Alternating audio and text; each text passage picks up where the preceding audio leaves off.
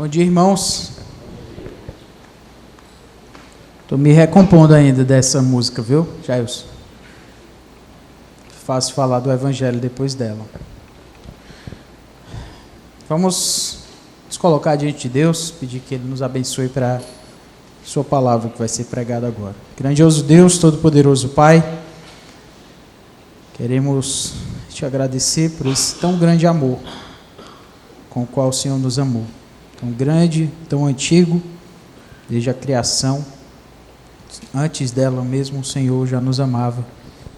Expressou esse amor tão maravilhosamente na cruz e na nossa vida, antes da nossa conversão. Fomos salvos por Ti e até hoje o Senhor prova o Teu amor para conosco. Louvamos a Ti por isso, por esse amor que nos traz aqui, e pedimos que o Senhor venha a cuidar do nosso coração, para que ele esteja aberto e atento à Tua palavra que será pregada, ó Deus. Nós te pedimos em nome de Jesus. Amém. Não é difícil perceber que há uma onda de muitas igrejas, chamadas igrejas, chamando-se de evangélicas, mas isso não é de hoje. Na verdade, há muito tempo isso acontece. E sempre que a gente começa a ver muito do que há de diferente com relação a algo muito importante, a gente precisa voltar para o início, voltar para aquilo que, quando começou, para a gente poder avaliar como e se de fato nós somos uma igreja verdadeira. E nesse sentido, eu quero chamar os irmãos para o texto de Atos, no capítulo 2. Lá nós vamos perceber e estudar sobre o começo de tudo, em termos da igreja, e poder nos avaliar acerca disso. Aqui o foco vai ser a gente chamar a atenção para a nossa própria avaliação como igreja, e a gente poder perceber do que uma igreja precisa. Atos capítulo 2, versículo 14.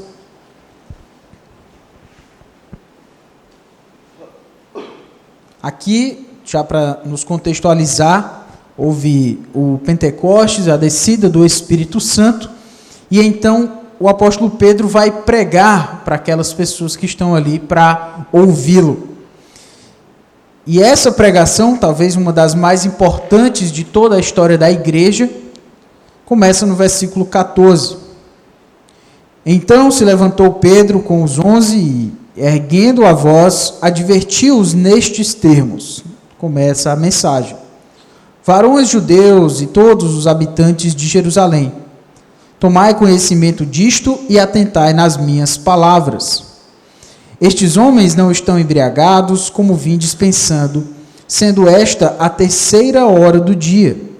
Mas o que ocorre é o que foi dito por intermédio do profeta Joel.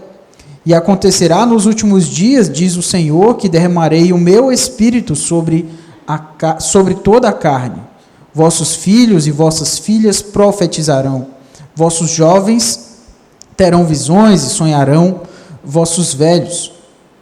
Até sobre os meus servos e sobre as minhas servas derramarei o meu espírito naqueles dias e profetizarão. Mostrarei prodígios em cima no céu e sinais embaixo na terra: sangue, fogo e vapor de fumaça. O sol se converterá em trevas e a lua em sangue, antes que venha o grande e glorioso dia do Senhor. E acontecerá que todo aquele que invocar o nome do Senhor será salvo. Varões israelitas, atendei a estas palavras. Jesus, o Nazareno, varão aprovado por Deus diante de vós, com milagres, prodígios e sinais, os quais o próprio Deus realizou por intermédio dele entre vós, como vós mesmos sabeis, sendo este entregue pelo determinado desígnio e presciência de Deus. Vós o matastes, crucificando-o por mãos de iníquos, ao qual, porém, Deus ressuscitou, rompendo os grilhões da morte, porquanto não era possível fosse ele retido por ela. Vamos parar por aqui e pensar que, se esse é o sermão do início de tudo, é o sermão do início da igreja, nós podemos perceber aqui, na pregação de Pedro, aquilo que ele considera mais importante para que uma igreja ouça e para que faça alguma diferença nela. E isso nos faz pensar do que então que uma igreja precisa. O que nós, como igreja, precisamos? Do que nós, como igreja, precisamos para sermos uma igreja que agrada a Deus? E sempre lembre-se de que quando eu estou falando aqui de igreja, lembre-se que a igreja é cada um de nós, primeiramente. Que nós, muitas vezes, nos escondemos atrás de termos assim genéricos para esconder a nossa própria individualidade, aquilo que precisa mudar dentro de nós. Então, quando eu estou falando sobre do que uma igreja precisa, entenda que é do que você precisa como igreja também para ser finalmente transformado. Então, do que uma igreja precisa? Uma igreja precisa, inicialmente, do evangelho proclamado. Se você prestar atenção no versículo 22, Pedro começa a falar sobre Jesus Cristo e sobre o evangelho. Jesus, o Nazareno, varão aprovado diante de vós. O texto prossegue, ele vai falando sobre o que Jesus realizou. No versículo 23, ele vai falar sobre a morte de Jesus, sendo este entregue por determinado desígnio e presciência de Deus. Pedro está falando do evangelho, está falando do plano da salvação, está falando que a obra, na verdade está falando que a obra de Jesus e a sua morte já havia sido designado. Pedro está falando do evangelho, mas ele prossegue quando diz que, ainda no versículo 23, vós o matastes crucificando-o por mãos de iníquos. Agora ele está falando sobre a morte de Jesus, que Jesus foi morto, e na verdade ele diz que vocês que o mataram, mas a gente vai já falar sobre isso. No versículo 24 diz, ao qual porém Deus ressuscitou. Agora ele está falando da ressurreição de Jesus, está falando que ele não ficou na morte, de uma forma muito linda, se você prestar atenção, bem poética, ele está dizendo, rompendo os grilhões da morte, porquanto não era possível fosse ele retido por ela. Pedro está falando de que a morte não pôde reter o Senhor Jesus, não pôde prender o Senhor Jesus Cristo, e finalmente ele foi ressurreto, quebrando os grilhões da morte. Que coisa linda! Ele está falando sobre o evangelho, sobre a vida de Jesus, sobre a morte de Jesus e sobre a ressurreição de Jesus. Na primeira pregação da igreja, Pedro lembra exatamente do evangelho, da vida, da morte e da ressurreição de Jesus Cristo. Então, irmãos, nós, como igreja, nós precisamos do evangelho. Nós precisamos da proclamação do evangelho. E alguém poderia dizer, mas isso já é feito no púlpito. E de fato, graças a Deus, temos uma igreja em que o evangelho é proclamado e levado muito a sério, como todos nós sabemos. Mas esse evangelho, ele precisa ser proclamado da forma como ele de fato é, pela graça de Deus. E às vezes a gente se engana achando que a gente sabe do evangelho. A gente se engana achando que a gente já sabe do evangelho, como se ele fosse algo somente necessário para os primeiros passos da vida cristã. É como se alguém pensasse assim, o evangelho, a mensagem de que Jesus Cristo veio e morreu na cruz e ressuscitou e nos salvou dos nossos pecados, isso aí é uma mensagem que a gente precisa ouvir lá quando a gente não é convertido, quando a gente está chegando na igreja, ou durante o discipulado, para que isso seja firmado, mas Depois a gente vai ouvir sobre outras coisas mais avançadas na vida cristã. Isso é uma mentira. Nós precisamos do Evangelho todos os dias. Nós precisamos lembrar do Evangelho sendo proclamado sem limites todos os dias. Porque todos os dias a gente quer voltar para a lei. Todos os dias a gente quer achar que vai ser transformado pelas nossas obras. Todos os dias a gente levanta as nossas boas obras como um troféu da nossa vida, como se isso nos fizesse mais merecedores. Então, eu faço de mim mesmo alguém que eu nunca fiz isso, ou eu nunca fiz aquilo, ou eu nunca fiz aquilo outro. E às vezes a gente puxa isso como um troféu da sua vida cristã, e exatamente por isso, é claro, então, eu sou abençoado por Deus. Isso não é o Evangelho. Isso não é o Evangelho da graça. É por isso que a gente precisa ser lembrado dele todos os dias. Porque senão a gente vai voltar para o Evangelho da lei. A gente vai voltar para achar que são as nossas boas obras que se não levam a gente para o céu, mas pelo menos garantem o bom favor de Deus sobre mim. Então nós precisamos da mensagem do Evangelho. E esse Evangelho, ele não é somente pregado aqui do púlpito. Ele precisa ser pregado na nossa rotina, no nosso contexto do dia a dia.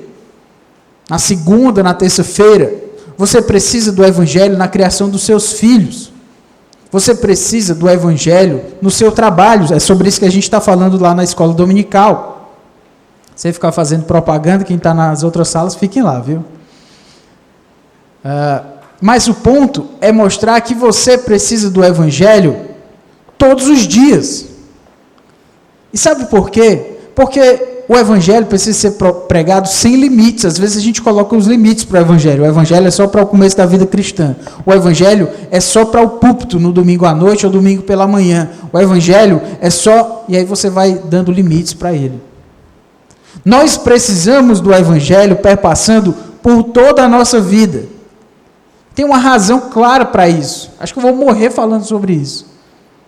É que as coisas dão errado na nossa vida em todas as áreas. E nós precisamos do Evangelho justamente para nos lembrar como nós podemos ser transformados no meio dessas coisas que dão errado. As coisas dão errado no nosso trabalho, as coisas dão errado na criação dos nossos filhos, as coisas dão errado no nosso casamento, as coisas dão errado nos meus projetos, as coisas dão errado lá na escola, na faculdade, em todo lugar as coisas dão errado. Acontece o que não deveria acontecer. Aí você pode olhar para essas situações e se frustrar, e se reclamar, e achar que a sua vida não tem sentido, e começar a fazer isso, ou você pode lembrar, eu preciso do Evangelho aqui. Nem que seja para me dar uma esperança de que um dia as coisas não vão ser mais assim. Nem que seja para lembrar, Jesus Cristo ressuscitou. Todas as coisas vão voltar para o seu devido lugar. Jesus Cristo ressuscitou. Eu não vou ser desse jeito para sempre. Jesus Cristo ressuscitou. O esposo, a esposa não vai ser desse jeito para sempre. Jesus Cristo ressuscitou. O trânsito não vai ser mais como o de Fortaleza. Jesus Cristo ressuscitou e as coisas um dia vão voltar para o seu devido lugar. Está vendo como o Evangelho está ali, ó? Você pode olhar para todas essas situações que dão errado e pensar nelas se reclamando, murmurando, ou você pode lembrar do Evangelho. Pode lembrar da ressurreição de Cristo. Pode lembrar da sua morte e lembrar que a morte não foi capaz de prender o Senhor Jesus Cristo. Lembrar desse texto de Atos 2 tão belo. As coisas não vão ficar assim. A morte não pôde prender o Senhor Jesus Cristo. Ele rompeu as cadeias da morte, como se ela pudesse segurá-lo. Não era possível fosse ele retido por ela. Olhe para aquilo que dá errado na nossa vida e você vai ver como o Evangelho pode ser pregado, pode ser proclamado, pode ser aplicado. Ele é aplicado nos nossos relacionamentos, no meio dos conflitos dos nossos relacionamentos. Você pode olhar para os conflitos também dos relacionamentos, relacionamento com seus pais, relacionamento com seus filhos, relacionamento com a esposa, relacionamento com os funcionários, relacionamento com seus colaboradores, relacionamento seja lá com quem for. E você pode olhar para esses conflitos como uma oportunidade de aplicar o Evangelho. O Evangelho está aí, irmãos, para ser aplicado. Mas a gente tende a colocar, ao invés de aplicar o Evangelho, a gente tende a aplicar a nossa sabedoria, a nossa inteligência, os nossos argumentos, como se eles fossem capazes de transformar as pessoas. Não são. Somente o Evangelho é que pode transformar. Somente o Senhor Jesus Cristo vai fazer as coisas voltarem para o seu devido lugar. Como eu devo reagir então diante de tudo isso? Colocando o Evangelho no seu devido lugar. Ele precisa ser pregado sem limites. E às vezes a gente acha que a gente precisa, como eu falei, a gente gosta de colocar limites à proclamação do Evangelho. Aí você começa a pensar, por exemplo, que o evangelismo, que a pregação evangelística, isso aí é um baita de um contrassenso. Quando eu ouço pregação evangelística, chega a me dar um negócio assim na cabeça. Estou abrindo o coração aqui para vocês. O pastor Mauro não está aqui, posso, né? Brincadeira, viu, pessoal? Quando eu ouço essa ideia, pregação evangelística, eu fico pensando, e as outras pregações não tinham o evangelho, não? Eu entendo que é a pregação, que os crentes ficam mais atentos para ouvir e tal. Mas se é uma pregação, ela tem que ser evangelística, no sentido de que ela tem que ter o evangelho. Aí você acha que tem que separar um dia para que as pessoas ouçam, porque vai ser a pregação evangelística. Não. E isso vai se aplicando para outros elementos da nossa vida. Você acha que para você levar o evangelho para uma outra pessoa, você precisa de uma metodologia, de um curso. Curso de evangelismo. Eu preciso de um curso de evangelismo para evangelizar. Aí a gente vai lá para, não precisa ir lá, mas quando o Senhor Jesus fala para a mulher samaritana, João 4, e aí ela ouve do evangelho, é uma mulher que tinha uma vida promíscua, né? Precisava de salvação.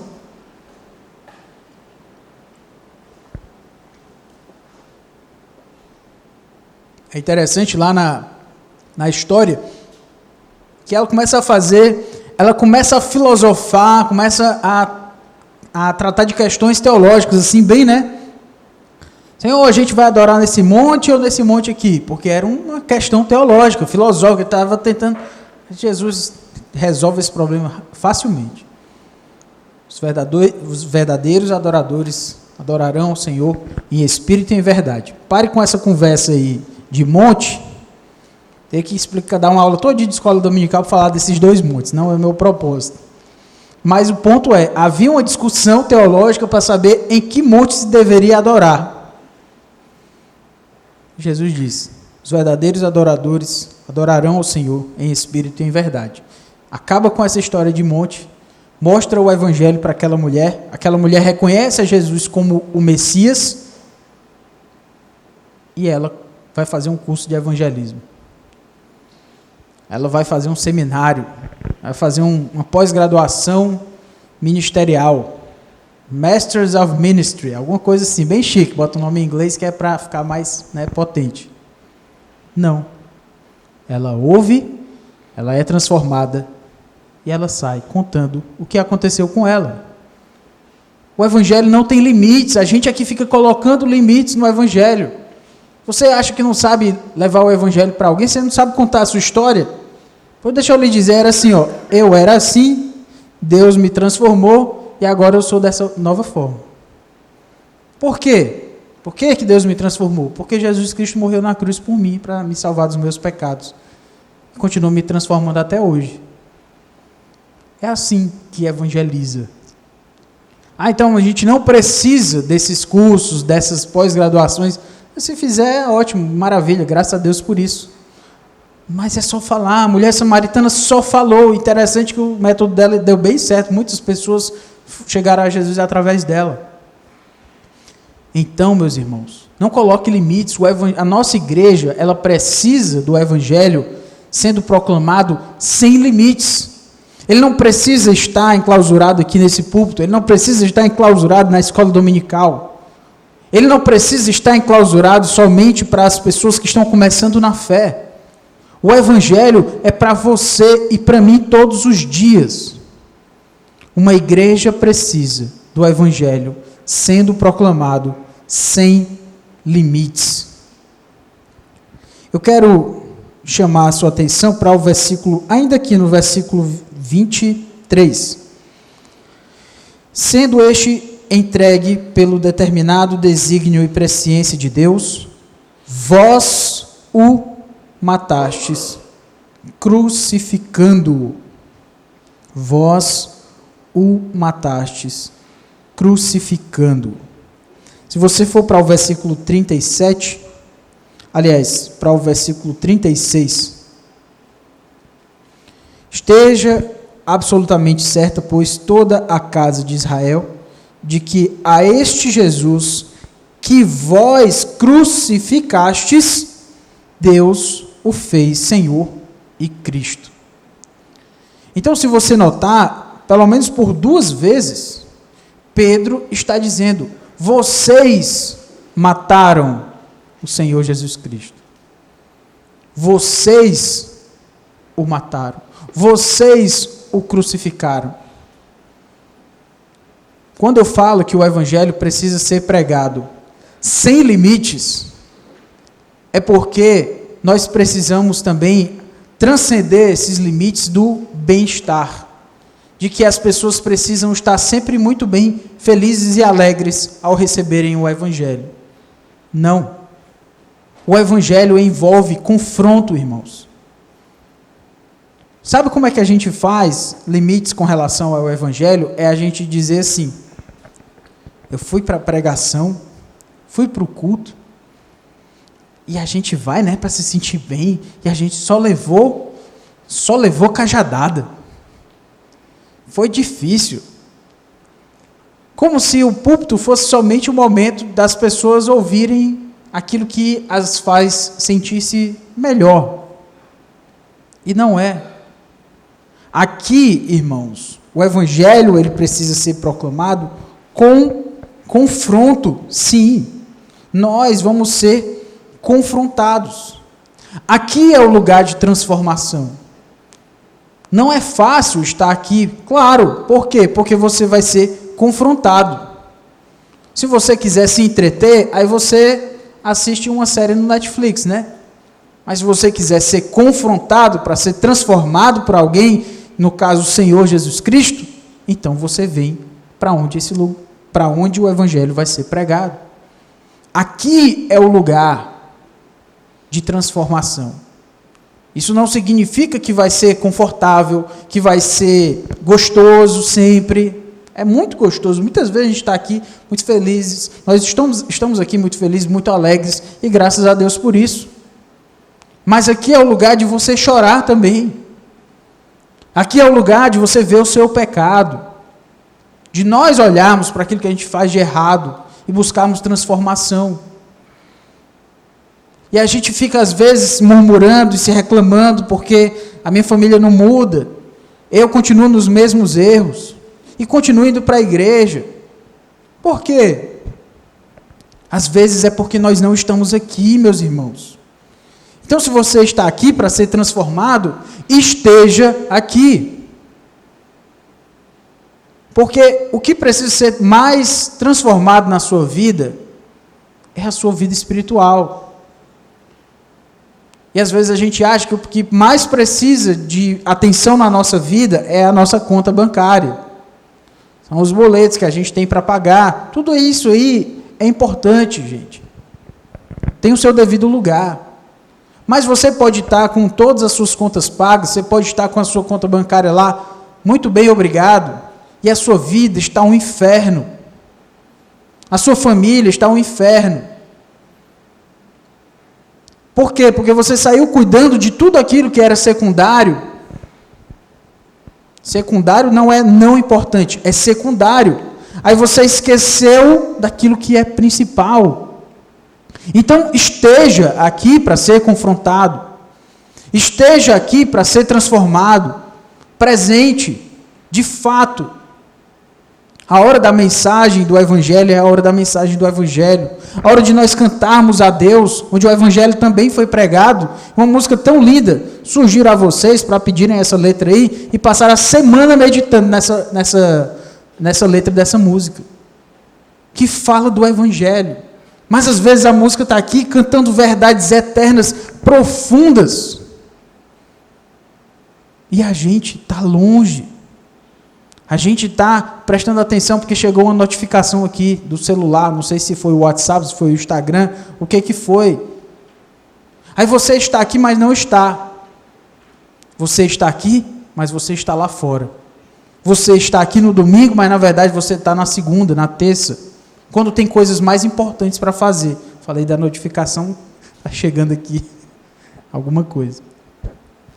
O ponto, meus irmãos, é que a gente precisa estar aqui para ser transformado. Nós precisamos estar aqui para transformação. Sim, presentes. Irmãos, nós precisamos do Evangelho sendo pregado sem limites. Também para que haja, de fato, essa transformação. Veja no versículo 37. Ouvindo eles estas coisas, compungiu-se-lhes o coração e perguntaram a Pedro e aos demais apóstolos: que faremos, irmãos? Se você notar, Pedro pregou o Evangelho. Está acontecendo alguma dificuldade? Pode ir. Tá bom.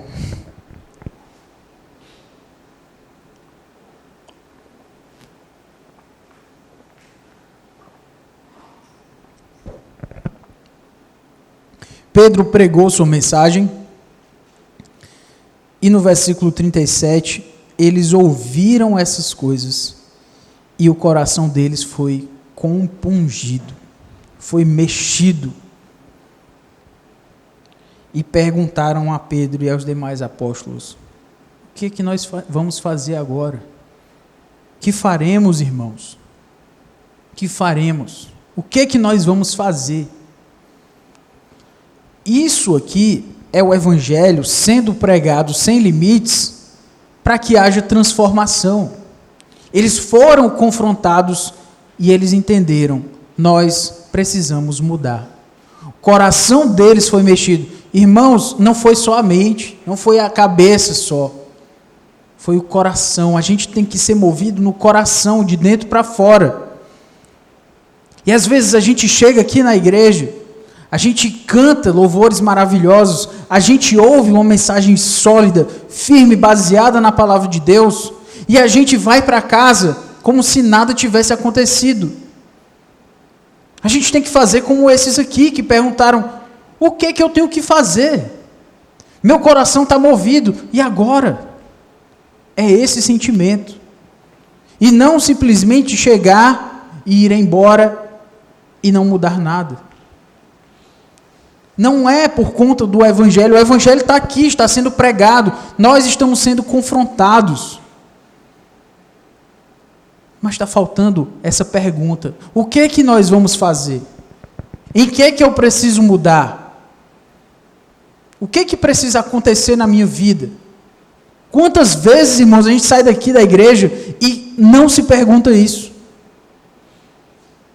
Ou se pergunta, é só para o domingo. E o restante dos dias ficam do jeito que estão. Irmãos, nós precisamos de transformação. E essa transformação, ela vem quando nós entendemos, e isso que nós ouvimos vai para o nosso coração. E a gente se pergunta: o que eu faço? O que eu faço com o meu casamento? O que eu faço com o meu relacionamento com os meus pais? O que eu faço com a criação dos meus filhos? O que eu faço lá no meu trabalho com essa dificuldade? O que eu faço? Eu ouvi o Evangelho, eu preciso mudar, o que é que eu faço agora? Às vezes nem essa pergunta vem.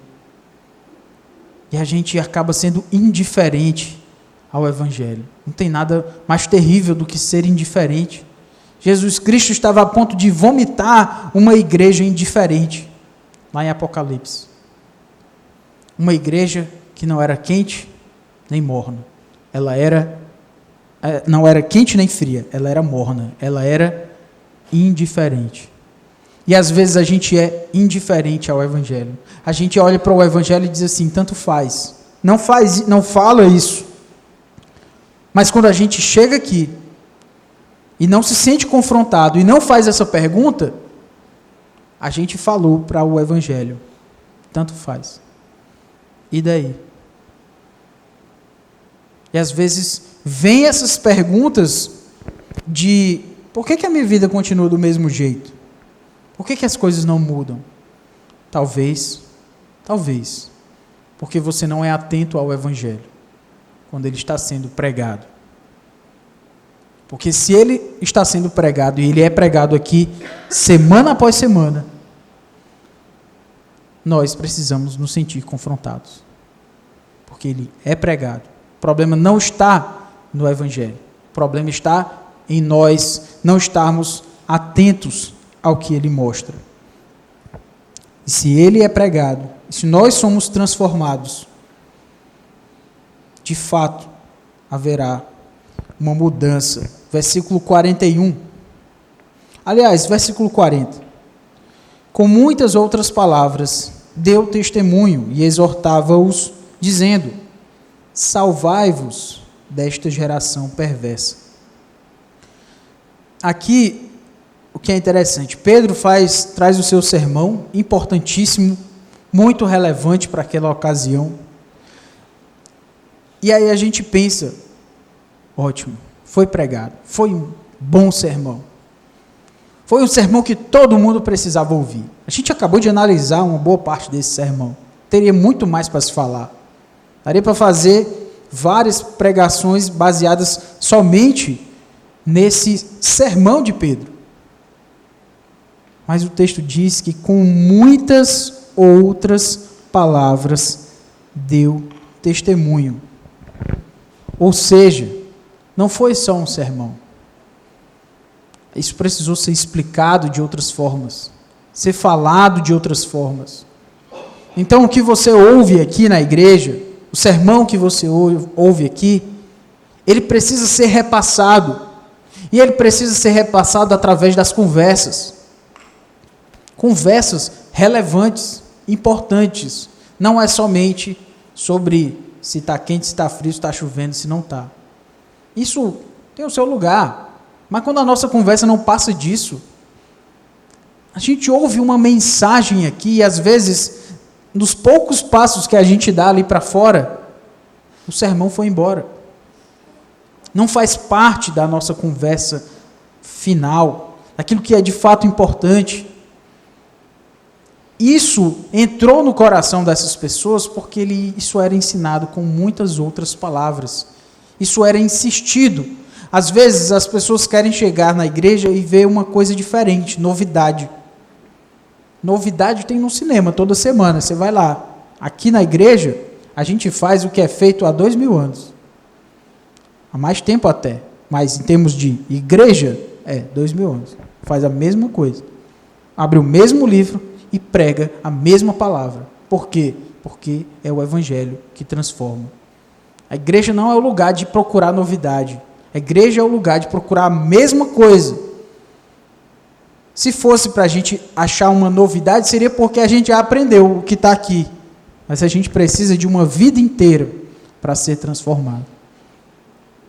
Então, meus irmãos, precisamos que esse evangelho seja falado nas conversas, seja falado dentro de casa. Os nossos filhos ouvem o evangelho lá na salinha também.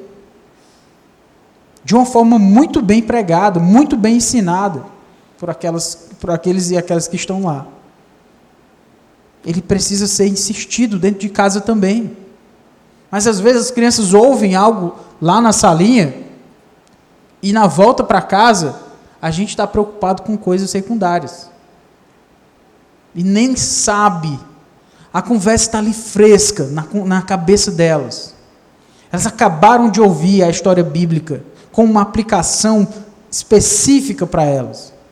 É hora de você aproveitar esse momento. Aproveitar esse momento e falar de Jesus de novo para a criança. A história foi sobre o quê? Você começa a conversa. Sobre o que foi que vocês aprenderam. Eles vão adorar contar a história de novo. Eles adoram contar a história.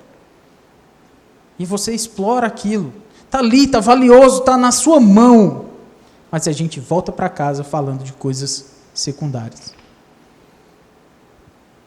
Isso precisa ser chamado a atenção. E aí você depois se pergunta, por que meu filho não muda?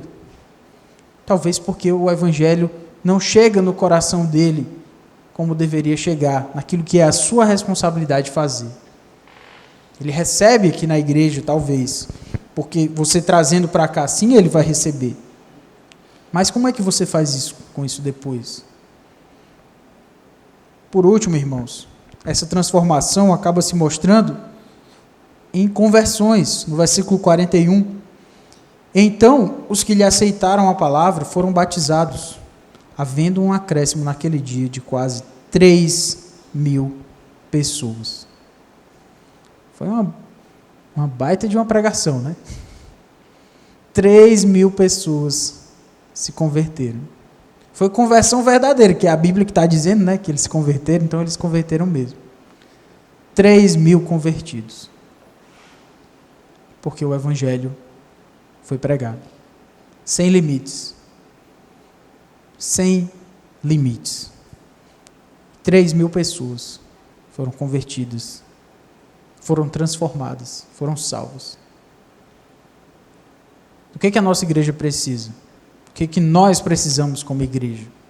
Nós precisamos do evangelho sendo pregado sem limites, para que haja transformação. O evangelho não está enclausurado neste púlpito, muito embora seja pregado aqui também. Mas ele não pode ter limites.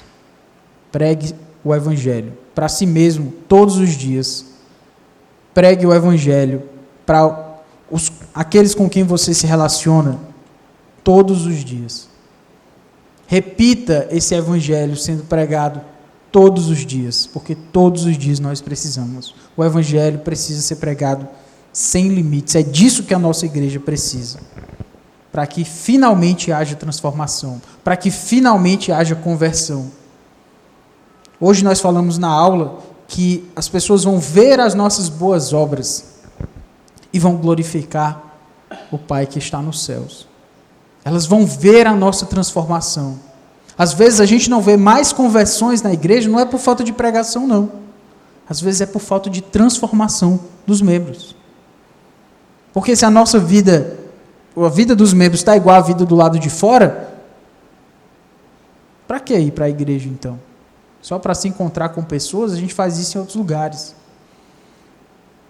Para que haja transformação, nós precisamos do evangelho sendo pregado sem limites na nossa vida. É disso que a gente precisa como igreja.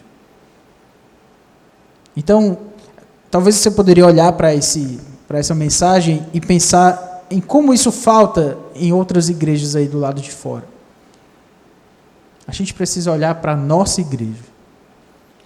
E não só para a nossa igreja, como Igreja Batista Luz do Mundo, algo geral. Mas Igreja Batista Luz do Mundo, eu como membro da Igreja Luz do Mundo, o que eu preciso? Do que eu preciso? Eu preciso desse evangelho.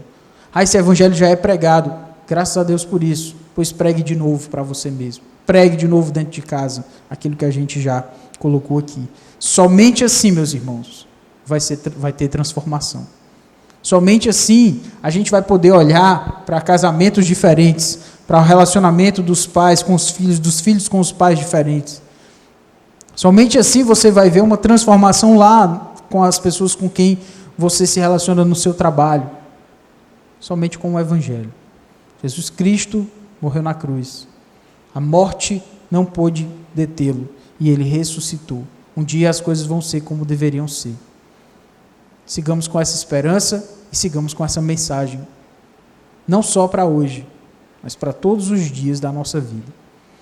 Grandioso Deus, nos colocamos diante do Senhor novamente e pedimos para que o Teu Evangelho nos transforme, Senhor, e que seja proclamado sem limites, para que ele não esteja enclausurado em alguns lugares em que muitas vezes imaginamos que ele está, mas para que ele perpasse todas as áreas da nossa vida. Pedimos isso, ó Deus, porque precisamos de transformação, porque precisamos de conversão, Senhor.